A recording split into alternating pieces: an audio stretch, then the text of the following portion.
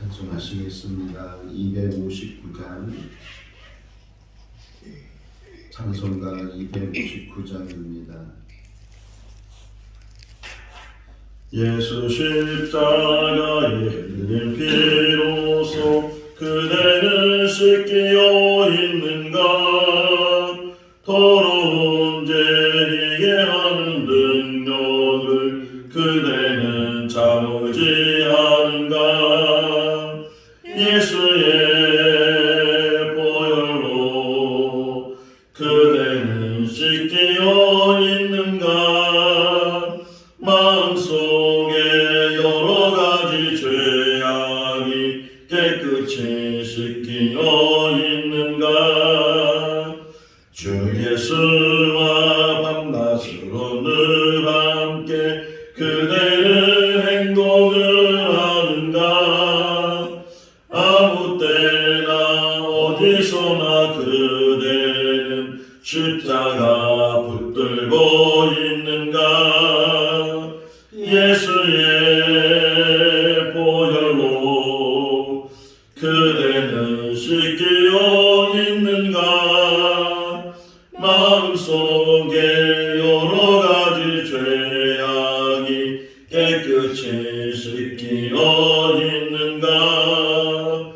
주님 다스리실 때 그대는 영접할 예복에 있는가. 그대 몸은 거룩한 것 천국에 들어갈 준비가 됐는가. 예수의 보혈로 그대는 씻기어 있는가.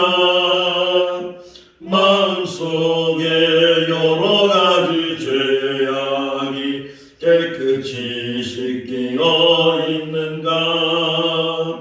모든 죄에 더러워진 예복을 주 앞에 지금 다 보소서. 샘물같이 솟아나는 보혈로 눈보다 더 희게 씻으라. 예수의 보혈로 그대는 씻기어 있는가. 마음속에 여러가지 죄악이 깨끗이 씻기어 있는가. 사도행전 15장 1절에서 11절 말씀입니다. 사도행전 15장 1절에서 11절 말씀. 어떤 사람들이 유대로부터 내려와서 형제들을 가르치되 너희가 모세의 법대로 할례를 받지 아니하면 능히 구원을 받지 못하리라 하니, 바울 및 바나바와 그들 사이에 적지 아니한 다툼과 변론이 일어난지라. 형제들이 이 문제에 대하여 바울과 바나바 및 그 중에 몇 사람을 예루살렘에 있는 사도와 장로들에게 보내기로 작정하니라. 그들이 교회의 전송을 받고 베니게와 사마리아로 다니며 이방인들이 주께 돌아온 일을 말하여 형제들을 다 크게 기쁘게 하더라. 예루살렘에 이르러 교회와 사도와 장로들에게 영접을 받고 하나님이 자기들과 함께 계셔 행하신 모든 일을 말하며, 바리새파 중에 어떤 믿는 사람들이 일어나 말하되 이방인에게 할례를 행하고 모세의 율법을 지키라 명하는 것이 마땅하다 하니라. 사도와 장로들이 이 일을 의논하려 모여 많은 변론이 있은 후에 베드로가 일어나 말하되 형제들아, 너희도 알거니와 하나님이 이방인들로 내 입에서 복음의 말씀을 들어 믿게 하시려고 오래전부터 너희 가운데서 나를 택하시고 또 마음을 아시는 하나님이 우리에게와 같이 그들에게도 성령을 주어 증언하시고 믿음으로 그들의 마음을 깨끗이 하사 그들이나 우리나 차별하지 아니하셨느니라. 그런데 지금 너희가 어찌하여 하나님을 시험하여 우리 조상과 우리도 능히 매지 못하던 멍에를 제자들의 목에 두려느냐. 같이요. 그러나 우리는 그들이 우리와 동일하게 주 예수의 은혜로 구원받는 줄을 믿노라 하니라. 아멘. 할렐루야. 아멘.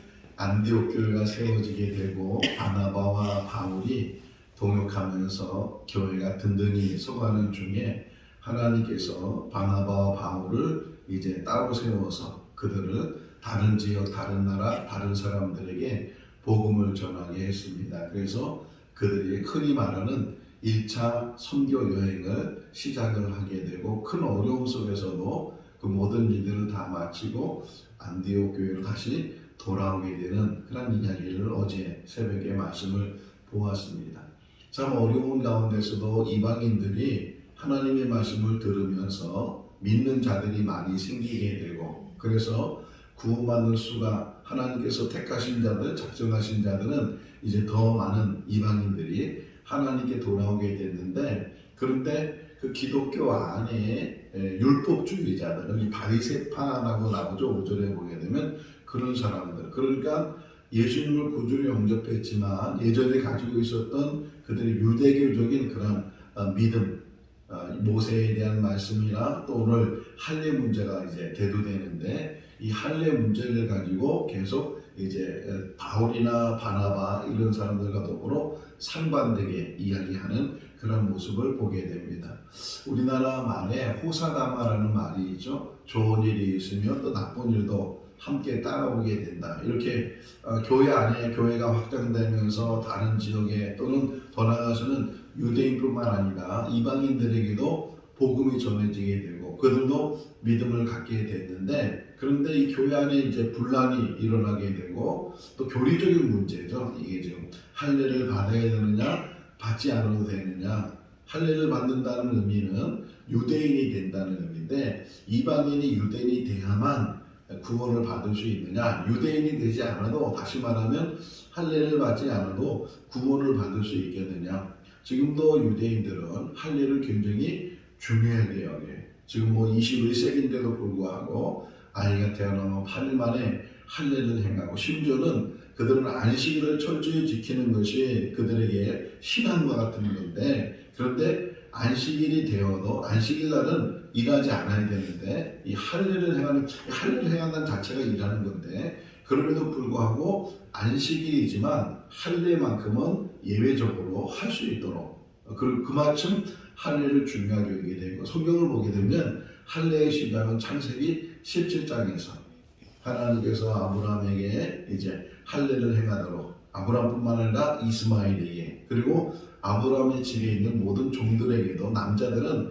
다 할례를 받게 하고 그 할례는 언약의 표정이다. 그러니까 하나님과의 언약된 그런 관계라는 것 그들이 가지고 있는 사상 중에 하나가 선민사상인데 이렇게 하나님께서 아브라함을 택하시고 그 자녀들 자손들 우리들을 택해서 하나님께서 우리를 선민으로 삼으셨다. 그것의 증거가 뭐냐? 할례를 받고 행하는 것이다. 이렇게 그들이 믿고 계속해서 할례를 행하는 게 여호수아 시대 때 이제 요단강 건너서 길갈이라는 곳에 가서 그들이 처음 행한 것이 뭐냐면 할례였어요. 여리고성을 무너뜨리기 전에 할례를 행하게 되고 할례를 받게 되고 그런 일들을 보면서 할례를 아주 중요하게 여기는 그런 모습을 보게 돼. 근데 이전에 이제 보시면 사람들이 이 세워진 교회의 사람들을 다시금 만나. 이 여기서 말하는 사람들은 바로 바리새파 사람들 할례를 행해야만 구원을 받게 한다는 그런 사람들이 교회에 가서. 자 갈라디아서를 보게 되면 갈라디아서 거짓 교사 이야기가 나오는데 바로 그런 부류의 사람들이라는 거예요. 바울이 이제 갈라디아 지역에 비시디 안득이나 이고니아나 더베나 이런 지역에 가서 복음을 전해서 교회가 세워지게 됐는데 근데 바울은 예수 그리스도를 믿기만 하면 구원을 받게 되고 그분만이 우리의 구주이시고 믿음으로 구원을 받는다고 계속 복음을 전했는데 또 다른 사람들이 가르치다는 말이 나오죠. 여기서 1절 말씀을 보게 되면 형제들을 가르치는데 그들이 복음만 전하는 것이 아니고 이 행위적인 것 지금도 마찬가지예요. 종교 개혁이 일어난 이유 중에 하나가 그동안에 그 전까지 이제 카톨릭이라는 그런 하나의 교회가 계속 이렇게 이어져 내려왔는데, 그런데 중세 시대에 이 가톨릭이 가지고 있는 그런 문제 중에 하나가 뭐냐면 믿음으로 구원을 받는 것이 아니고 믿음과 행위를 가지고, 그래서 그 행위를 통해서 심지어는 이제 연옥에 있는 사람들도 그 자녀들이 자손들이 옳은 일을 하게 되면, 선한 일을 하게 되면, 그러면 그 연옥에 있는 사람들이 천국으로 옮겨지게 된다. 우리는 연옥설이 없잖아요. 그런데 그 가톨릭 안에서는 천국과 지옥이고, 천국도 가지 못하는 사람들, 또 지옥도 이제 가지 않는 사람들이 머무르는 것이 연옥이라고 이렇게 얘기하는데, 그래서 면죄부를 사용해요. 면죄는 죄를 면하는 거잖아요. 근데 면죄를 돈으로 사용해.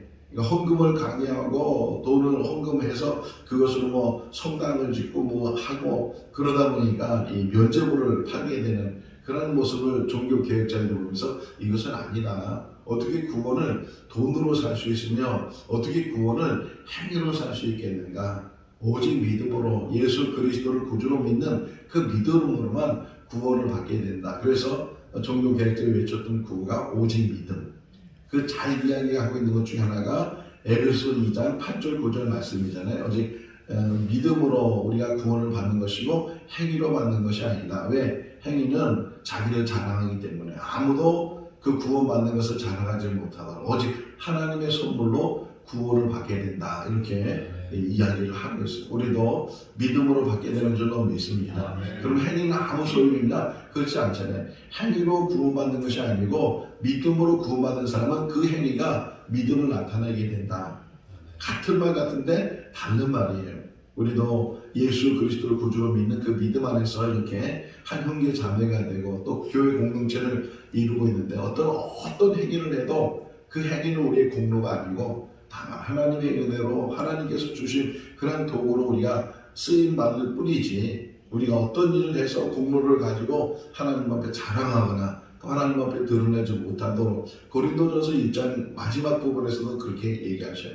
이런 모든 일들은 다 자랑하지 못하도록, 자기 행위가 드러나지 않도록 하나님께서 다 미련한 사람들, 또 지식이 없는 사람들, 가난한 사람들, 이런 사람들을 세워서 하나님의 일꾼으로 세워주셨다. 이렇게 말씀을 하고 있어요. 어쨌든 지금 문제가 생긴 거예요. 교회 안에서 문제가 생겨서 한쪽은 그냥 믿음으로 구원을 받는다고 복음을 전하고 있고, 또 한쪽은 믿음만 가지고는 구원을 받을 수 없고 할례를 받아야 된다. 행위를 가져야 되고 그것이 몸에 표시가 되어 있어야 된다. 그래서 바울이 다른 이제 서신에서 할례는 몸으로 받는 것이 아니고 마음으로 받아야 된다. 이게 마음의 할례가 더 중요한 거지, 할례를 행한다고 그 사람이 유대인이 진정한 유대인이 되는 것도 아니고 진정한 하나님의 자녀가 되는 것도 아니고, 거듭남도 마찬가지예요. 거듭남도 교회를 오래 다녔다고 해서 구원받는 것이 아니고, 교회를 뭐 얼마를 다녔든 간에 그것을 상관하지 않고 오직 정말 그 사람이 거듭났는지, 예수 안에서 거듭났는지, 참 하나님의 사람이 됐는지, 심지어는 하나님 나라 생명책에 그 이름이 기록되어 있는지, 이게 중요하지, 어떤 행위 속에서 헌금을 많이 했다고, 봉사를 많이 했다고 그것 때문에 구원받는 것은 아니고, 물론 믿음이 좋으면 헌금을 많이 할 수 있고 믿음이 좋으면 봉사도 많이 할 수 있고, 근데 그러는 것으로 구원의 조건이 될 수가 없고, 구원받았기 때문에 그렇게 기쁨으로 감사 예물을 드리고 기쁨으로 봉사하고 이런 일을 하는 것이다 하는 것을 지금도 우리에게 이야기를 해주고 있어요. 할례를 받아야 여기 구원을 받는다. 너희 구원을 받지 못하는 것은 할례를 받지 않았기 때문이다. 이방인들에게 지금 어떤 유대인들이 가서 교회 안에서 이야기를 하고 있을 때 2절을 보게 되면 바울과 바나바와 큰 다툼이 일어나게 되고 변론이 일어나게 돼서 결국 예루살렘에 이제는 큰 회의를 갖게 되었다 이야기를 해요. 자, 교회에 문제가 없으면 좋은데 교회에 문제가 생겼을 때 어떻게 그 문제를 해결해야 되는가 하는 것을 우리에게 이야기를 해줘요. 사도행전 6장에서도 이제 사람들마다 다 자기 집을 팔고 자기 밭을 팔고 그래서 다 교회 앞에 가지고 와서 교회에 이제 넉넉하게 이제 재정이 되었을 때 어려운 사람을 도왔거든요. 구제를 했는데, 그런데 이 사람들이 아니 어떤 쪽은 구제를 많이 하고 어떤 쪽은 구제를 조금 하냐고, 흔히 말하는 바리새파 가부들에게는 더 많이 주고 헬라파 가부들에게는 왜 더 조금 줍니까? 이래서 원망이 생기고 불평이 생기고 그것 때문에 이제 다툼이 생기는 가운데 사도들이 사람들을 모았어요. 우리가 해야 될 일을 우리가 하지 못하고 하나님 말씀을 제쳐놓고 이런 일에 우리가 얽매이는 것보다는 이런 일을 전적으로 해줄 수 있는 그런 동력자들을 세워서 너희가 7 사람을 세우되 성령과 지혜가 충만하고 칭찬받는 사람들을 세우면 그들을 통해서 이 교회를 동역하도록 해야 되겠다. 그래서 서로 의견이 같이 되고 사람을 세워가지고서 그 굳이 하는 일은 사도들이 하지 않고 사도들은 말씀 전하는 것 또 기도하는 것 그것만 하고 이제 나머지 이게 스테반이나 이런 사람들이 그 교회의 행정이나 교회 일들을 같이 해서 교회가 원만히 이런 다툼이나 이런 어떤 상함이 없도록 그렇게 세워나가자. 이래서 7 집사를 세우는 이야기를 보는 것처럼 오늘도 이 예루살렘 지역에 있는 이 사도들과 장로들 이런 교회를 대표하는 사람들이 모여서 이 문제를 어떻게 해결해야 됩니까? 정말 구원받는 길이 예수를 믿어서만 구원받는지 아니면 예수를 믿을 뿐만 아니라 이제까지 전통적으로 내려왔던 모세의 율법을 지키고 또 모세의 아브라함을 통해서 일어났던 그 할례를 행해야 구원을 받는지 이런 문제를 이제 이야기하고 여기 보시면 서로 많은 7절 말씀에 보면 많은 토론을 했다는 거예요. 서로 의견이 다르니까 서로 간에 많은 토론을 하게 됐다. 자, 어쨌든 이제 예루살렘에 모임을 갖게 되고 그래서 이 바나바 바울이 올라가요. 예루살렘으로 올라가는데 3절을 보시면 3절 한번 읽어볼까요? 그들이 교회의 전성을 받고 베니게와 사마리아를 가며 이방인들이 주께 돌아올 일을 말하여 형제들을 다 크게 기쁘게 하리라. 지금 바울과 바나바는 예루살렘으로 가는 거예요. 목적이 예루살렘에 가서 그 회의에 참석하는 건데 근데 그냥 가는 게 아니고 가면서도 베니게나 또는 사마리아 지역이나 이렇게 가면서도 복음을 계속 전했다는 거예요. 그러니까 무엇을 하든지 어디에 있든지 우리가 해야 될 일이 뭐냐? 하나님의 복음을 전하는 일이다. 때를 어떤지 못 어떤지 전도하라고 권면하는 것처럼 우리의 일생의 삶이 하나님 말씀을 붙들고 저는 이제 개인적으로 에스라를 참 좋아해요. 에스라 7장 10절 말씀에 보게 되면 에스라가 결심을 했다는 거예요. 하나님 말씀을 깊이 연구를 하고 그 말씀을 준행을 하고 그리고 그 말씀을 다른 이들에게 이스라엘 사람들에게 그 말씀을 가르치기로 결심을 했다. 그러니까 평생을 하나님 말씀을 붙들고 또 하나님 말씀은 그냥 지식적으로만 아는 것이 아니고 그것을 행함으로 실행함으로 그래서 자기가 그 말씀을 지켜나가고 더불어서 다른 사람에게도 하나님의 말씀을 가르쳐주고 전수해주는 그런 일을 결심했다는 거예요. 우리들도 하나님 말씀을 배울 뿐만 아니라 하나님 말씀을 실천하고 또 하나님 말씀을 다른 이들에게도 전하는 그런 사명이 우리 사명이 될 수 있기를 바랍니다. 목사만 또 특별한 사람만 복음을 전하는 것이 아니고 우리 모두는 복음의 일꾼으로 하나님의 사역자로 우리를 세워주셔서 때를 어떤지 못 어떤지 복음을 전하도록 우리를 세워주신 줄로 믿습니다. 오히려 교회에 보면 중직자들도 전도를 못하잖아요. 목사님이 전도 못하고 장로님이 전도 못하고 그냥 교회 생활만 하다 보니까 이제는 만나는 사람이 다 교회에 있는 교회 관련된 사람이고 그러다 보니까 전도를 못하는 그런 경우도 있는데 우리가 뭐가 어떤 직분을 가지고 있든지 우리의 사명은 복음을 전하는 일이다. 마가복음 1장 38절 말씀에서도 우리가 다른 마을로 가자 거기서 내가 전도하는 내가 이 일을 위해서 왔다 이렇게 주님께서 말씀하고 있는 것처럼 우리가 복음을 전하는 일에 목숨을 걸고 복음을 전하는 일에 기쁨을 갖는 우리가 될 수 있기를 바랍니다. 가까운 곳에서도 복음을 전하는 것이고 심지어는 저 먼 나라에 가서도 선교지에 가서도 복음을 전하는 것이고 우리 생거지전교회 그 사명을 감당해서 전도하고 사도행전 1장 8절이 중요해요. 너희가 성령이 임하시면 너희가 권능을 받고 그때부터는 예루살렘뿐만 아니라 온 유대와 사마리아와 땅끝까지 이르러서 내 증인이 되라 말씀하셨는데 그 말씀을 감당하는 우리들 되고 이 안디옥 교회가 그런 교회였다는 거예요. 예루살렘 교회는 자기들만 모으는 데 힘썼던 교회라면 안디옥 교회는 보내는 데 힘썼던 복음을 위해서 일꾼을 세워서 그들을 파송하는 일을 감당했던 교회가 안디옥 교회인데 우리 교회가 그런 교회가 될 수 있기를 바랍니다. 올라가면서도 사람들 만나서 이 이방인들이 어떻게 돌아오는지 이것을 기쁨을 나누고 복음을 전하는 그러한 일들을 하게 되고, 이제 예루살렘에 도착하니까 사도들이 그 일행들을 잘 영접해주고 또 교제하고 만나게 되면 서로 이야기를 하겠다. 6절 5절을 보시면 5절 다시 한번 읽어볼까요? 바리새파 중에 어떤 믿는 사람들이 일어나 말하되 이방인에게 할례를 행하고 모세의 율법을 지키라 명하는 것이 마땅하다. 이렇게 한쪽 편에서는 자기들 주장이죠. 자기들 생각과 자기들 판단 속에서 예수만 믿는다고 구원을 받는 것이 아니고, 우리가 전통적으로 이제까지 내왔던 이 하나님의 말씀, 모세를 통해 주신 그 말씀을 지켜야 되고, 또 아브라함을 통해서 행했던 그 할례를 행하는 것이 마땅하다. 유대인이 아니더라도 그들 이방인들도 다 그래야만 구원을 받는 것이라 계속 주장한다는 거예요.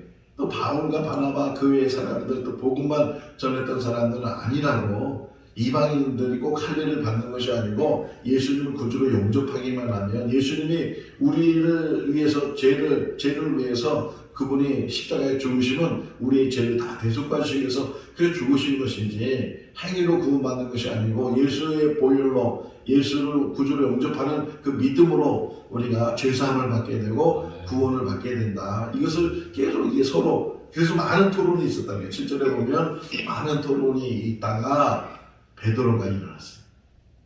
베드로, 또 이제 내일 새벽에 보게 되면 야고보가 또 일어나요.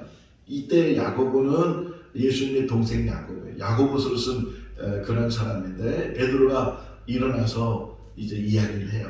7절 말씀에 베드로가 이야기를, 형제들아, 하나님께서 이방인들에게도 이렇게 복음의 말씀을 믿게 했고 또 그로 인해서 나를 택해 주셨다.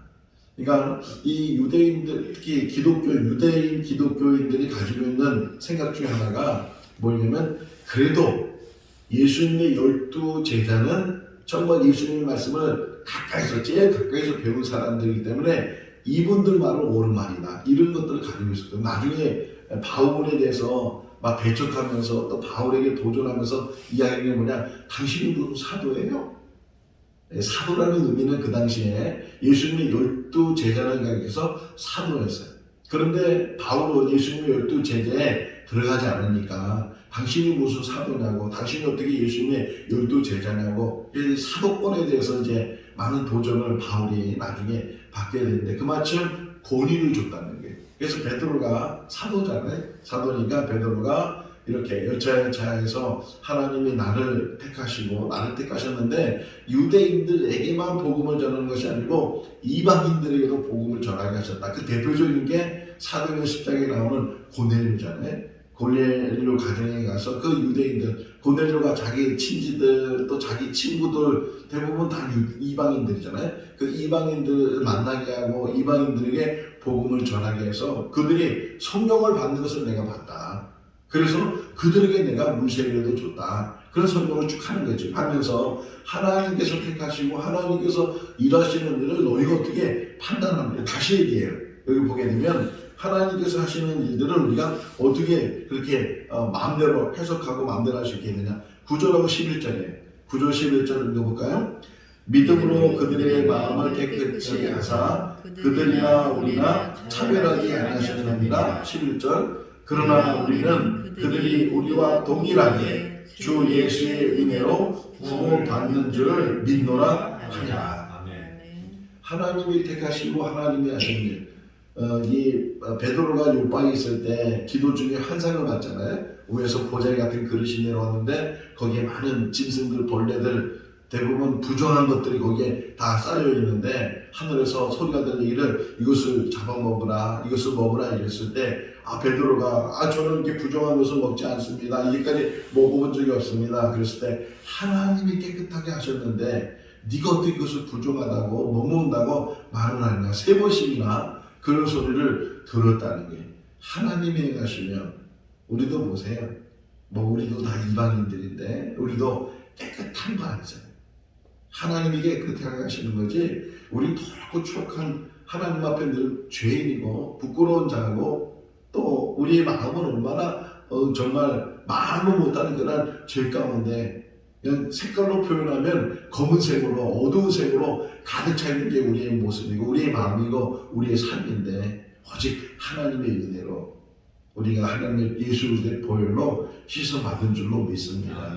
그래서 거듭난 거지. 지금도 마찬가지예요. 천국 갈 때까지 우리는 늘 죄 가운데 죄와도 싸워야 되고 죄 가운데 늘 이제 넘어지게 되고 그렇게 연약한 존재들인데 그럼에도 불구하고 하나님의 긍휼하심으로 하나님의 자비하심으로 하나님의 은혜로 하나님의 사랑으로 우리를 근본적으로 붙들어줘서 그래도 그나마 주님 바라보면서 다시 회개하고 두 손 들고 돌아오면서 하나님 앞에 이제 우리가 사는데 제가 어제 우리 교인들한테 다 문자 보내기를 수요일부터는 사순절 시작이거든요. 그래서 교회 성부 달력에 이 회개에 대해서 계속 오늘도 그 회개에 대한 말씀이 나오게 되는데 정말 이 사순절 기간 동안 다시 우리가 우리를 돌아보고 우리가 혹이나 교만하지 않았는지 자만하지 않았는지 혹이나 우리가 자랑하지 않는지 아까 호사다마란 말을 한 것처럼 이 잘 될 때 더 조심하라는 거예요.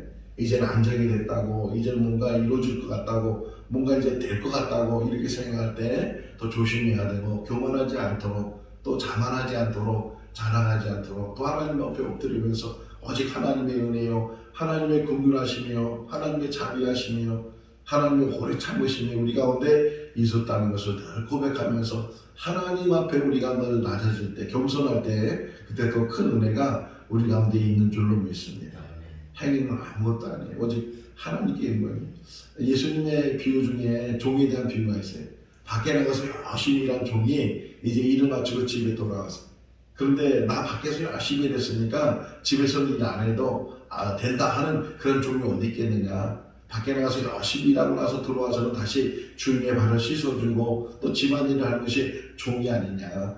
그 어떤 것도 자랑할 수가 없다는 게 내가 이런 사람이라고 이런 일을 했다고 자랑하는 것이 아니고 오직 주님의 종된 삶으로 우리 주님의 모습된 삶으로 주님의 일꾼된 삶으로 늘 주님 앞에 드려지는 삶이 우리에게 기쁨이 되고 하나님 부르시는 그날까지 하나님 나라 들어가는 그날까지 이 땅에 사는 날까지 하나님의 종된 삶을 살고 하나님의 일꾼된 삶을 살면서 오직 모든 영광은 하나님께 올려드리는 그런 삶이 우리 삶이 돼야 될 줄로 믿습니다. 오늘 정리하고 내일은 야고보 이야기예요. 야고보가 어떻게 또 교회 이게 결론이 뭐냐면 이게 난상토론이 일어나잖아요. 교회 안에 난상토론이 일어나고 서로 의견이 갈라지고 그러는데 나중에서는 교회 어른이 있어야 된다.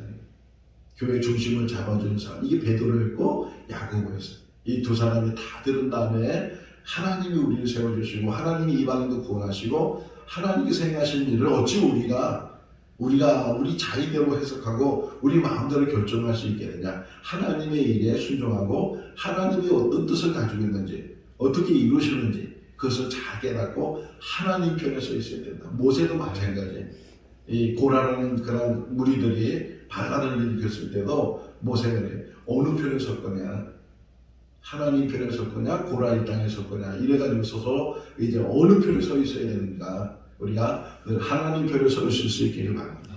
말씀 안에 생명 안에 하나님 안에 펴있으면 어떤 환난이고 어떤 어려움이고 어떤 의견 차이가 와도 결국 그것 때문에 혹이나 다툼이 생긴다 할지라도 결국은 하나님 편에 서 있는 것이 승리하게 되는 줄로 믿습니다. 그런 교회와 사랑의 공동체를 이루는 생거 진정교회가 될 수 있기를 주님의 이름으로 축원합니다. 기도하겠습니다. 사랑이 많으신 하나님 아버지 오늘도 새날을 주시고 주님의 전에서 또 이 영상을 통해서 제단을 쌓게 해주시는 것 감사합니다. 날마다 주시는 말씀이 영의 양식이 되게 하시고 깨달음이 되게 하시고 또 생거 진출을 세워나가는데 큰 밑거름이 되게 하여 주시옵소서. 교회가 잘 될 때 형통할 때 더 조심할 수 있도록 너희가 일었다고 생각하는가 넘어지가 조심하라고 말씀하고 있는 것처럼 늘 우리가 잘 살필 수 있도록 늘 하나님 앞에 겸손하고 온유하고 또 하나님 앞에 늘 물으면서 하나님께서 원하시는 그 뜻을 이뤄나가는 교회와 성도들 되게 하여 주시옵소서. 여러 가지 기도 제목 가지고 부르짖는 귀한 성도의 그 기도들이 응답되게 하시고 하나님으로 열려지게 하시고 질병 가운데서도 나음을 얻게 해주시고 또 물질의 문제나 건강의 문제나 또는 자녀의 문제나 그 어떤 문제들도 하나님 앞에 구할 때 하나님께서 응답하여 주실 줄로 믿습니다. 역사하여 주시옵소서. 우리 마음에 평안을 주시고 기쁨을 주시고 또 오늘도 우리 주님 안에서 평안의 삶이 될 수 있도록 인도하여 주시옵소서. 감사하고 예수님의 이름으로 기도하옵나이다. 아멘. 마쳤습니다. 자유롭게 기도하시기 바랍니다.